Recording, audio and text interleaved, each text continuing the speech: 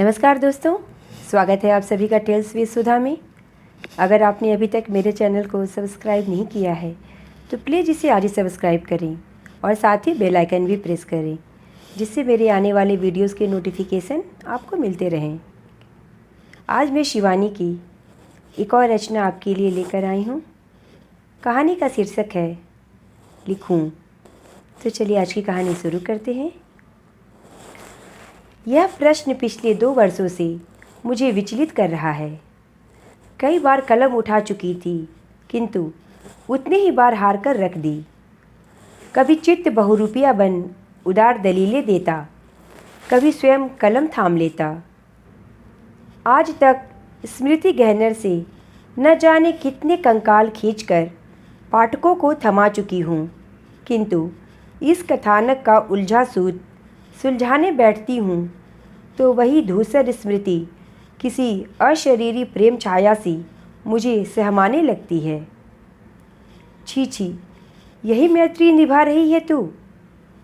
मेरे जिस पलायन के कलंक को मेरे आत्मीय स्वजन भूल चुके हैं, जिस रहस्य के गड़े मुर्दे की कब्र को लापरवाही से उगाए झाड़ झंकार ने एकदम ही अदृश्य कर दिया है, उसी मुर्दे को उखाड़ रही है तू। भूल गई क्या, मेरी एक विवाहिता पुत्री है। भले ही आज वह सुदूर अफ्रीका के किसी गहन वन अरण्य में अपने वैज्ञानिक पति के साथ किसी दुरूह शोध कार्य में ऐसी खो गई है कि शायद ही कभी भारत लौटे। पर यदि कभी लौट आई तो ऐसा तो है नहीं कि उसके पास भारत की पत्र पत्रिकाएं पहुंचती ही ना हो। फिर तू मेरा नाम भी तो नहीं बदल रही। कैसे बदलूं प्रिया? वह नाम ही तो तेरे व्यक्तित्व की व्याख्या कर सकता है। विधाता का दिया वह नाम मैं कैसे बदलूं? फिर क्या तुम्हारा कलंक उजागर कर रही हूँ? मैं तो केवल यह सिद्ध करना चाह रही हूँ प्रिया कि तेरे पलायन का कलंक कलंक नहीं था, विवशता थी। प्रिया दामले अपने पितृकुल का एक ऐसा जगमगाता दीपक थी जिसकी देहरी पर पैर रखते ही पितृकुल का बाहर और भीतर दोनों उजागर हो गया था। उसके पिता 4 भाइयों में सबसे बड़े थे। दुर्भाग्य से 3 चाचाओं में से 2 निसंतान थे। तीसरे ने विवाह किया ही नहीं। इसी से बड़े लाड़ प्यार से पली प्रिया बचपन से ही अबाध्य बन उठी थी। 10-12 वर्षों तक उसे लड़कों के ही कपड़े पहनाए गए। वैसे ही छोकरा कट बालों में वह एकदम लड़का लगती थी। जब वह मेरी सहपाठिन बनकर हॉस्टल में आई तो मैं ही नहीं, सभी छात्र छात्राएं उसके छरहरे सुंदर तेजस्वी व्यक्तित्व से सहम गए थे। लगता था मधुमास में जन्मी किसी कलिका सी उस किशोरी को सौकुमार्य चापल्य मार्दों में मंडित करने से विधाता ने उन वनस्पति जन्य रंगों का प्रयोग किया था जिनका प्रयोग इन दिनों आश्रम के कला गुरु नंदलाल बोस कर रहे थे। पलास, हरिद्रा, गुलबनफशा, हरितकी। विधाता की उस प्रतिभा प्रसूत सृष्टि को देख सचमुच यही लगता था कि मोनालिसा के विश्वविख्यात चित्र की रहस्यमय मुस्कान को समझने की भांति प्रिया की दृढ़ता से भींचे क्यूपिड अधरों की मुस्कान समझने के लिए भी शायद अनंत काल तक व्यर्थ प्रयास चलते रहेंगे। आश्रम गुरु रविंद्रनाथ ने शायद ठीक ही कहा था कि नारी सौंदर्य का अर्धभाग प्रकृति की देन है, किंतु उसका शेष सौंदर्य केवल काव्य है, प्रेमी और कवि की उर्वर कल्पना का परिणाम। मैं जानती हूँ यहाँ मेरे पाठक शंका की नंगी संगेल लिए एक बार फिर मेरे सामने खड़े हो जाएंगे। ऐसी भी क्या कल्पना जो सदा की भांति सुंदर नायिका को कल्पना के तुरंग पर आरूढ़ कर मानव पकड़ से दूर हवा में उड़ा दे।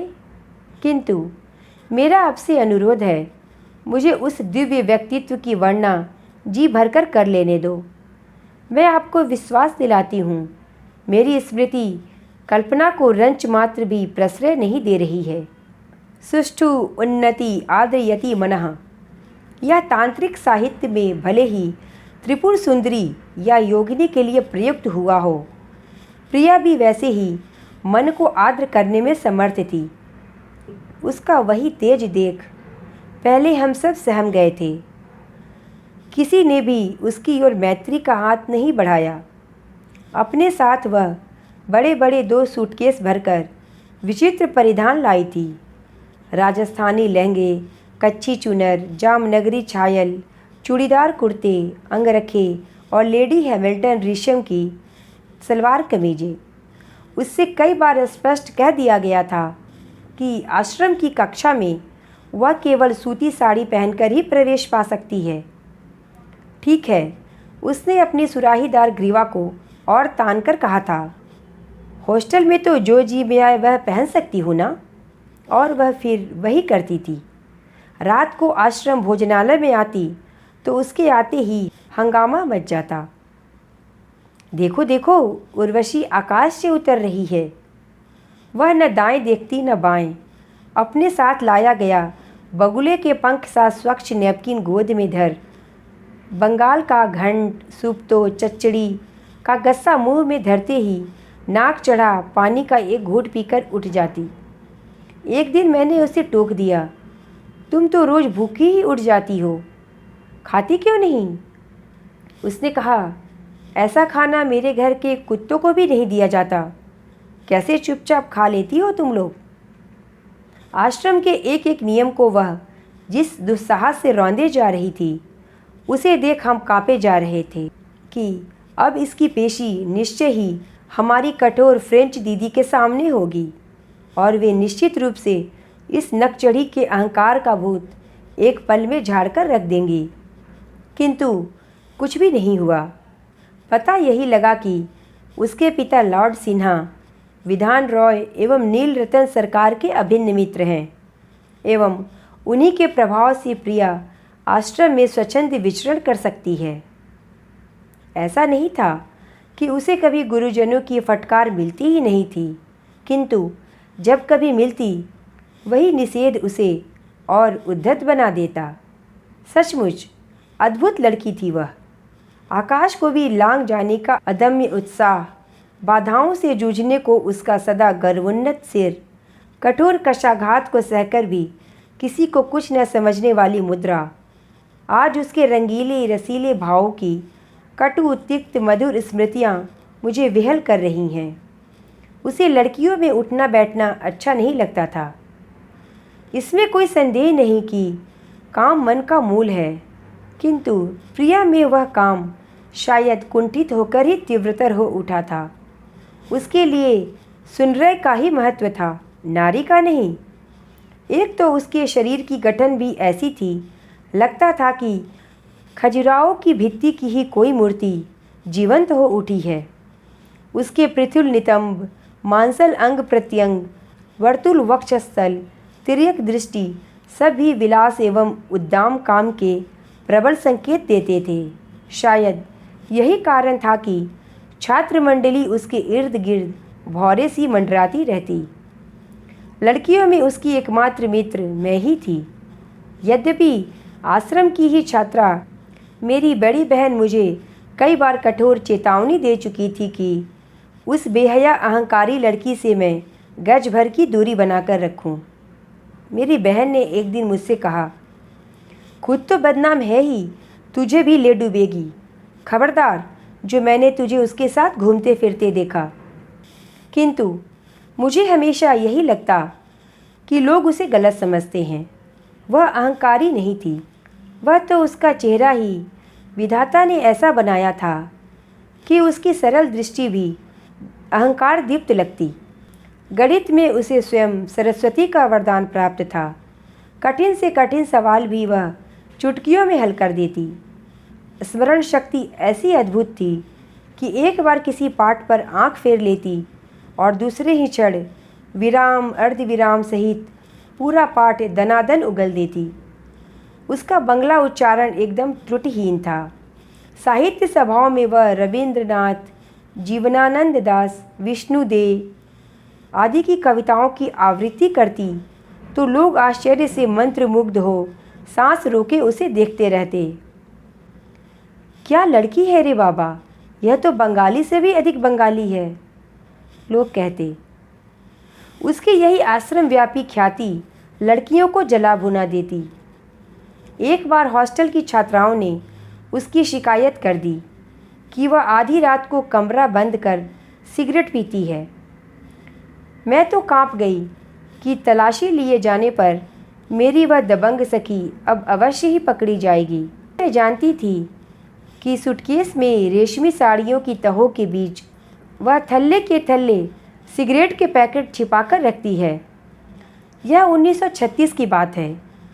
आज शायद लड़कियों के छात्रावास में उनके सूटकेस में चरस गांजे की बीड़े भी पकड़े जाने पर उन्हें उदार जमाना मुक्त कर दे, पर तब किसी छात्रा के सिगरेट पीने की संदेह भी उसके लिए चुल्लू भर पानी में डूब मरने वाली बात होती थी। मैंने उसे एक दिन टोका भी था। छी छी प्रिया, तुम सिगरेट पीती हो? उसने कहा, क्यों, क्या बुराई है इसमें? स्त्रियां तंबाकू जर्दा खा सकती हैं तो सिगरेट क्यों नहीं पी सकती? और फिर मुझे पकड़ने वाला आज तक पैदा नहीं हुआ, तू क्यों घबराती है? सच गजब की लड़की थी वह। जब बिना किसी पूर्व सूचना के एक दिन उसके दोनों सूटकेस जब्त कर लिए गए तो उसके चेहरे पर शिकन भी नहीं उभरी। सब लड़कियों की उपस्थिति में ही जितनी ही बार उसकी एक एक साड़ी झटकी जा रही थी, उतनी ही बार मेरा कलेजा मुंह को आ रहा था। किंतु एक वह थी कि वहीं पर बैठी गहन आत्मविश्वास से मुस्कुराती चली जा रही थी, जैसे वह कह रही हो, क्यों, मिला कुछ? रात ही रात में क्या सब पैकेट फूंक डाले थे छोकरी ने? मैंने बाहर निकलते ही एकांत में उससे पूछा, कहाँ गए सब पैकेट? सब पी गई हूँ, मेरी तलाशी लेने चले थे, बड़े बड़े डूब गए। गधा पूछे, कितना पानी? इसी बीच पिता की बीमारी का तार पाकर मैं बेंगलोर गई। लौटी तो पता चला प्रिया अचानक आश्रम छोड़कर चली गई है। वह कहाँ गई, क्यों गई, किसी को कुछ पता नहीं। लड़कियाँ मुझसे पूछती, क्यों, तुम्हारी तो वह अंतरंग सखी थी ना, तुम्हें भी कुछ बताकर नहीं गई? किसी प्रेम का चक्कर था क्या? मैं क्या कहती? कुछ कहती भी तो क्या कोई मुझ पर विश्वास करता कि वह मुझे बिना कहे ही चली गई है? स्वयं मैंने उसे उसकी उस सन की बेरुखी के लिए क्षमा नहीं किया। फिर वर्षों बाद वह मुझे अचानक एक दिन स्टेशन पर मिल गई। आश्रम छोड़े वर्षों बीत गए थे, मेरा विवाह हो चुका था। छात्रा जीवन की स्मृतियाँ बहुत पीछे छूट चुकी थीं। ट्रेन आने में विलंब था। मैं रेलवे बुक स्टॉल पर खड़ी पत्रिकाएं उलट रही थी कि अचानक किसी ने मेरे कंधे पर हाथ रखा। मैं चौंक कर मुड़ी तो वह मुझसे लिपट गई। वह भी उसी ट्रेन से जा रही थी। फिर तो अपने वातानुकूलित डिब्बे में ही वह मुझे जबरन खींचकर ले गई। तू चिंता मत कर, मेरे छोटे चाचा अब रेलवे बोर्ड के चेयरमैन हैं, सब मुझे जानते हैं। अभी मिनटों में तेरा टिकट कन्वर्ट करवा दूंगी। उसके एकांत कक्ष में कितना कुछ कहने को था और कितना कुछ सुनने को। एक एक कर कितनी ही रस भरी स्मृतियाँ वर्षों से किसी जंग लगे बक्से में से निकल रही भव्य बनारसी साड़ियों की नेफ्थिलीनी गंध से हमें विभोर कर गई। तू अचानक ऐसे चली क्यों गई थी प्रिया? मैंने पूछा। बहुत पुरानी बात है, छोड़ उसे, बस मन उचट गया था मेरा। अब यह बता, तेरी शादी कब हुई? क्या करते हैं तेरे पति? पर मैं तो उसके प्रश्न का उत्तर देना भूल एकटक उसे देख रही थी। वही प्रिया थी, वही रंग, वही रूप, वही कद काठी, किंतु कहीं न जाने कुछ अटपटा लग रहा था। उसकी मायावी हंसी, उसका कंठ स्वर या उसकी कुटिल चितवन। चल पहले कुछ खा लिया जाए। उसने अपना ठाठदार नाश्तादान टोकरी से निकाला। स्वच्छ नैपकिन, कांटे छुरी, चम्मच खनकते ही मेरी सुप्त क्षुधा भी जागृत हो गई। क्या आला दस्तरख्वान सजा दिया था पट्टी ने। इन मौलिक लटकों में तो वह हमेशा बेजोड़ थी। याद है ये मावे के पेड़े तुझे हॉस्टल में भी बेहद पसंद थे। अभी भी वह हलवाई जिंदा है और जैसे जैसे बुढ़ा रहा है अभागा वैसे वैसे और उम्दा पेड़े बनाता जा रहा है। चल खाकर देख। तेरी शादी हो गई प्रिया? पेड़ा मुंह में रखते ही मेरे भीतर कहीं उफनती प्रच्छन्न जिज्ञासा जिह्वाग्र पर आ गई। मैं मन ही मन सोच रही थी कि तब क्या इस सन की लड़की की शादी नहीं हुई? यह तो अभी भी मुझे मायके की दुकान के ही पेड़े खिला रही है। मेरे प्रश्न को अनसुना कर वह फिर चहकने लगी। यह ले, एक पेड़ा और खा ले, है ना बढ़िया? मैं अपना कौतूहल रोक नहीं पा रही थी। तेरी शादी हो गई प्रिया? मैंने फिर पूछा। हाँ, वह हंसी। देखती नहीं यह कढ़ा हुआ सालू? अपना फलभरी दुपट्टा उसने मेरे सामने झंडी सा फहरा दिया। पर यह तो प्रिया की परिचित उन्मुक्त हंसी नहीं थी। तब क्या वह अब तक कुंवारी ही थी या अकाल वैधव्य ने उसे ऐसी श्रीहीन बना दिया था? न कंठ में मंगलसूत्र था, न अंगुली में अंगूठी, न ललाट पर मद्रासी कुमकुम की वह बिंदी जिसके नीचे वह हमेशा एक नन्हा सा काला गोल बिंदु सवार लिया करती थी। उसका वह मौलिक सज्जा प्रयोग फिर आश्रम में फैशन बनकर ही चल निकला था। जिसे देखो ललाट पर दो दो बिंदियाँ। मेरा गंतव्य स्टेशन आने को था। मुझे तो दूसरे ही स्टेशन पर उतरना था, पर वह कहाँ जा रही थी? अपना पता नहीं देगी? कभी चिट्ठी तो लिख देना, मेरा पता भी लिख ले। मैंने कहा, अरे छोड़, जब मिलना होगा ऐसे ही भगवान हमें मिला देगा। और एक बात बता दूं, संसार के अधिकांश पते झूठे ही होते हैं। वह बोली। क्या सचमुच ही बौरा गई थी लड़की या किसी पागल खाने से रोग मुक्त होकर लौट रही थी? ऐसी गहन मैत्री थी हमारी, और न अपना पता देने का उत्साह, न मेरा पता लेने की व्यग्रता। मैं अगले स्टेशन पर उतर जाऊंगी, मैंने कहा, और साड़ी की भांज ठीक करने उठने लगी। उसने मेरा हाथ पकड़कर बिठा लिया। नाराज हो गई क्या? चल सुन, मेरा विवाह हो गया है। तेरी ही तरह मेरी भी एक प्यारी सी बच्ची है। सुदर्शन पति है, बड़ा सा प्रासाद है, 2 कार है, यहाँ तक कि मेरे लखपति व्यवसायी पति का अपना चार्टर्ड प्लेन भी है। पर मैं यह सब हमेशा के लिए छोड़कर भारत चली आई हूँ, उसने बताया। क्या कहती हो प्रिया? क्या तुम्हारे पति? मेरे अधूरे प्रश्न को उसने स्वयं पूरा कर दिया। क्या मेरा पति बच्चलन है, शराबी है? यही पूछना चाहती है न तू? नहीं, ऐसा नहीं है। वही विदेश में ही जन्मे, वही बस गए। किशोर पटवर्धन को कोई भी लत नहीं है। वह मुझे बेहद चाहता है और मैंने ही उसे छोड़ा है, उसने नहीं। ट्रेन की गति धीमी हो रही थी। दूर से ही आसन्न बड़े स्टेशन की बत्तियां जुगनू सी चमकने लगी थीं। मैंने अधीर होकर उसे झकझोर दिया। कैसी मूर्ख है तू? कहती है तेरी एक बच्ची भी है, वह बड़ी होगी, विवाह होगा, तब क्या उसे माँ का अभाव नहीं खलेगा? फिर उसके निर्दोष पिता को तू अकारण ही छोड़कर चली आई।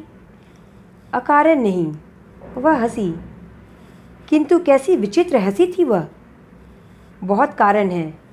मैं उसके विवाह तक बनी रहती तो उसकी लज्जा उसके लिए घातक बन सकती थी। स्टेशन आ गया था। मैं विदा लेकर उतर गई।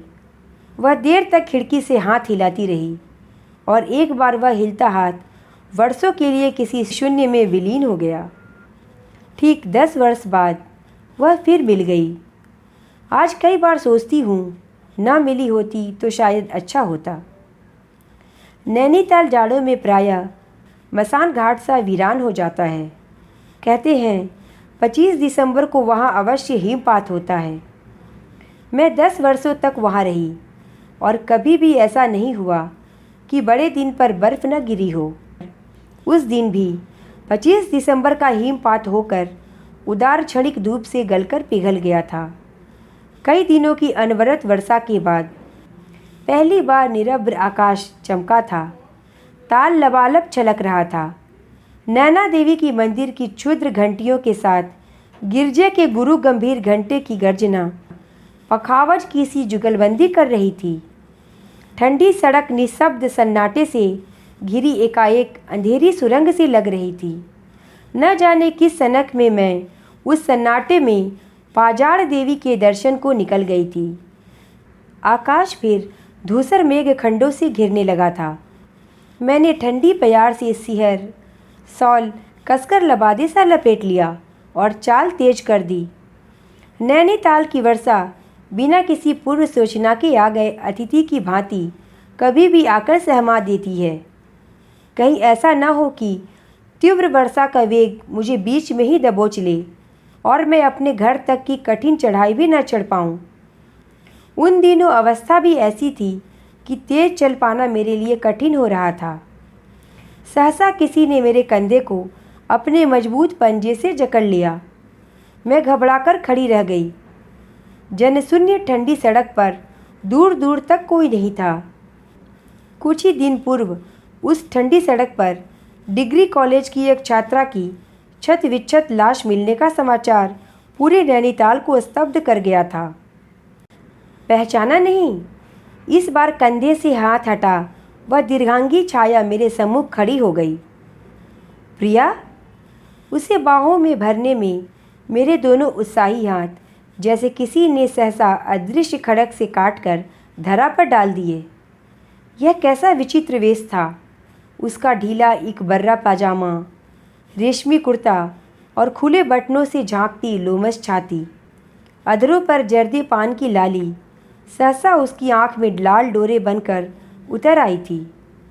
कहाँ गई वह लंबी वेड़ी, वह वक्तृल वक्ष, वह दोहरी बिंदी? मेरे सम्मुख प्रिया का ही अभिहूत नक्शा था। वही कद, वही काठी, किंतु नहीं, वह प्रिया नहीं थी। तब क्या वह उसका जुड़वा भाई था? पर प्रिया तो अकेली थी, न भाई न बहन। उसके चाचा निसंतान थे, मामा थे नहीं और मौसी कुंवारी थी। कौन हो तुम? वह बड़ी बेहयाई से हंसा। क्यों भाई, अभी तुम्ही ने तो प्रिया कहकर पुकारा था ना, अब पूछती हो मैं कौन हूँ? नहीं, तुम प्रिया नहीं हो। मैं जानने को उद्धत हुई।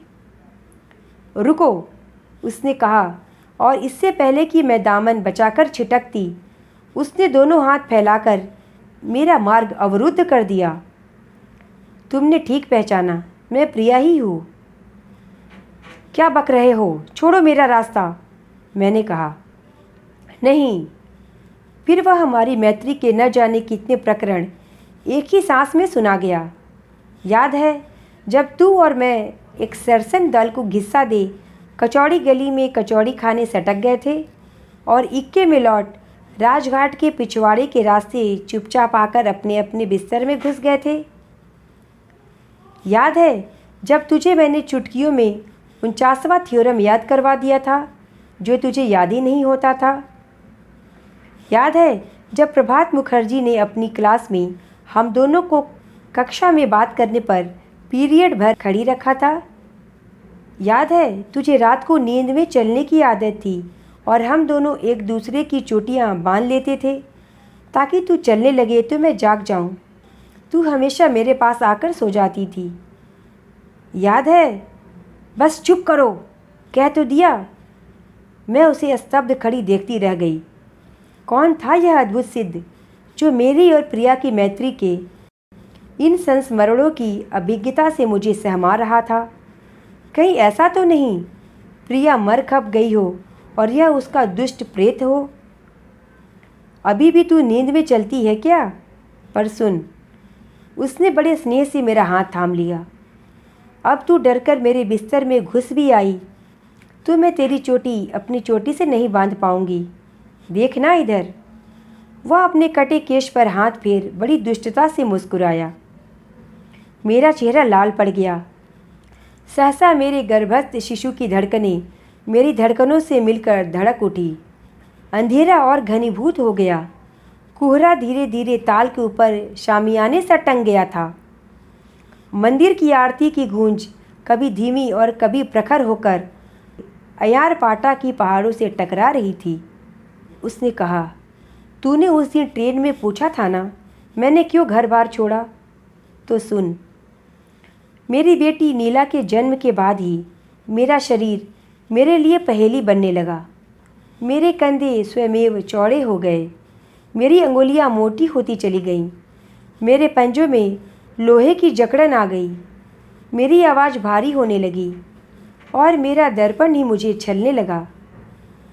पहले मुझे पुरुषों का साहचर्य प्रिय लगता था, मगर अब किसी भी सुंदरी युवती या किशोरी को देखते मैं पागल हो उठती।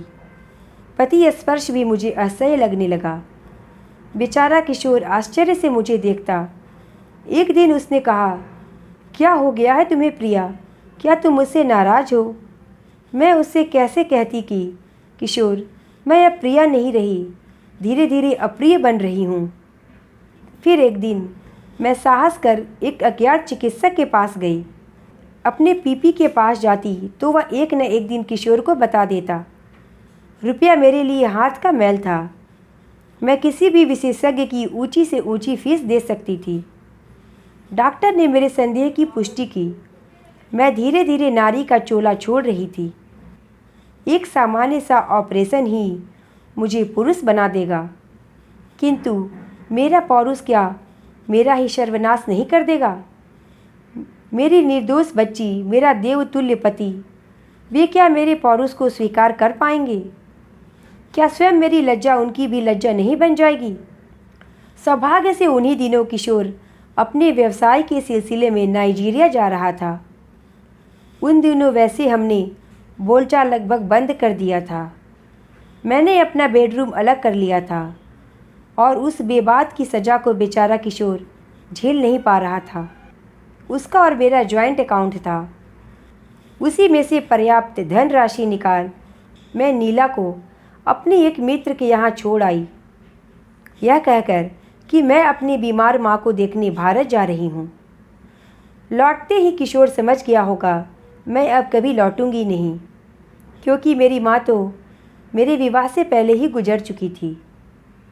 फिर उस अज्ञात विशेषज्ञ के अज्ञात क्लिनिक में मैं स्वयं ही प्रिया का पिंड दान कर आई और वहाँ से सीधी भारत चली आई। मुझे तुम अपने घर चलने को नहीं कहोगी? उसका भर्राया कंठस्वर मुझे भय से कपा गया। इस सखी का यह आह्वान सुन शायद मैं उसे कभी हाथ पकड़कर घर खींच ले जाती, पर उस दिन उसका वह अनुरोध सुन मैं सिहर उठी। मैं बिना कुछ कहे तेजी से बढ़ने लगी तो उसने मुझे बाहों में भींच लिया। मैं नहीं जानती उस दिन किस दैवी शक्ति ने मेरे अंग प्रत्यंग में वह स्फूर्ति, वह साहस भर दिया। मैंने एक झटके से उस लौह बहुपाश से अपने को छुड़ा, उसे एक धक्का दिया।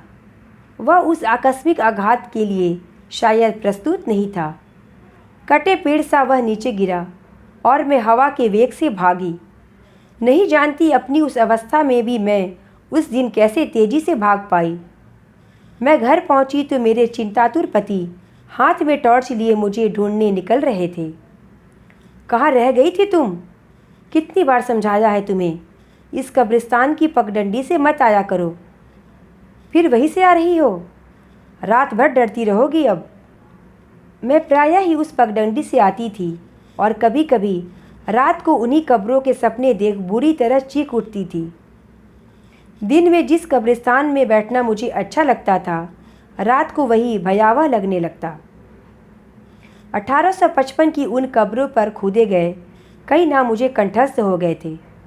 अधिकांश कब्रों पर संगमरमरी पत्थर की बनी फरिश्तों की खंडित मूर्तियों के साये में मैंने न जाने कितनी कहानियाँ लिखीं, किंतु उस दिन जिस अनूठे कथानक को मुट्ठी में बांध मैं उस कब्रिस्तान की पगडंडी के औदार्य से चटपट घर पहुंची, उसे क्या आज तक लिपिबद्ध कर पाई?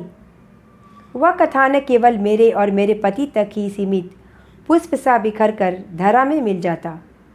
पर 2 वर्ष पूर्व लंदन के ऑब्जर्वर में मैं मृत्यु सूचनाएं पढ़ रही थी। पूरा अखबार चाटकर जब कुछ भी पढ़ने को नहीं रहा तो मैं इसी स्तंभ की जुगाली करती थी। अनचिन्ह उन मृत्यु पथ की यायावारों के नाम, व्याधि, जन्म मृत्यु के अंतराल से उनकी उम्र का शरसंधान मुझे बड़ा अच्छा लगता। कभी दुख होता कि हाय ऐसी अकाल मृत्यु हुई, कभी दीर्घ जीवन की अवधि देख आश्चर्य होता। साथ में रहता उनकी संतान, पत्नी, जनक जननी का नाम और कभी कोई सुंदर सी कविता। उसी में वह नाम अचानक दिख गया था, मिस्टर प्रिय दामले। मृत्यु धैर्य से भोगी गई लंग कैंसर की दीर्घ व्याधि से। जन्म 17 नवंबर 1921, मृत्यु 5 अप्रैल 1983। दयालु परमपिता की बाहों में thy will be done. Margaret Damle के परम प्रिय पति, टोनी और नेली के स्नेहशील पिता। कृपया फ्यूनरल में पुष्प न लाएं, चैरिटी चेक इन पते पर भेजें। कैंसर सोसाइटी का नाम पता देकर उस चर्च का भी पता समय दिया गया था जहां सर्विस होगी। ट्यूब स्टेशन मेरे घर के पास में ही था। चाहती तो बड़े आराम से जा सकती थी। निश्चय ही वह प्रिया थी। उस जन्म तिथि को मैं कैसे भूल सकती थी। उस तिथि को मैंने वर्षों तक उसे उपहार भेजे थे, पर जाकर करती भी क्या। वहाँ पहुँचकर क्या मैं मार्गरेट दामले से कह पाती कि उसका परम प्रिय पति कभी किसी की उतनी ही प्राण प्रिय पत्नी थी? क्या टोनी और नेली से कह पाती कि उसका स्नेही पिता कभी किसी की उतनी ही स्नेहशीला जननी भी थी? विधाता ने उससे निकृष्ट कोटि का परिहास किया था। अब वह स्वयं वहीं जाकर उससे निपटेगी। प्रिया ने क्या आज तक कभी किसी से हार मानी थी जो अब मानेगी? तो यह थी आज की कहानी। आपको यह कहानी कैसी लगी मुझे कमेंट करके ज़रूर बताएं, और अगर पसंद आई हो तो प्लीज़ इसे लाइक और शेयर करें और मेरे चैनल को सब्सक्राइब करें। धन्यवाद।